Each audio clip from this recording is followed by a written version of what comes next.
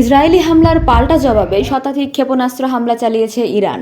হামলার মধ্যে Tel Aviv সহ ইসরায়েলের বিভিন্ন শহরে সাইরেন বাজছে এবং বিস্ফোরণের শব্দ শোনা যাচ্ছে।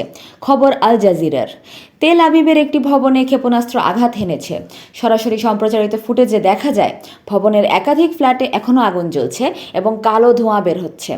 এমনকি ভবনটির পাশে থাকা অন্য আরেকটি ভবনেও ব্যাপক ক্ষয়ক্ষতি হয়েছে।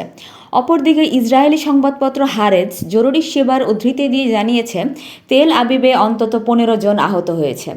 উল্লেখ্য, শুক্রবার ভোর 4টার দিকে রাজধানী তেহরান সহ ইরানের 8 শহরে বড় বিমান হামলা চালায় ইসরায়েলের বিমান বাহিনী। দেশটির ইরানের পরমাণু প্রকল্প ও সামরিক বাহিনীর সঙ্গে সংশ্লিষ্ট অন্তত 100 স্থাপনায় হামলা করা হয়েছে বলে এএফপি এর প্রতিবেদনে জানিয়েছে। এই হামলায় ইরানের সশস্ত্র বাহিনীর প্রধান Mohammad Bagheri, the revolutionary guard কোরের প্রধান কমান্ডার হোসাইন সালামি, পরমাণু বিজ্ঞানী ও ইরানের পরমাণু সংস্থার প্রধান ফেরাদুন আব্বাসি ও পরমাণু বিজ্ঞানী মোহাম্মদ তেহরানচি নিহত হয়েছেন।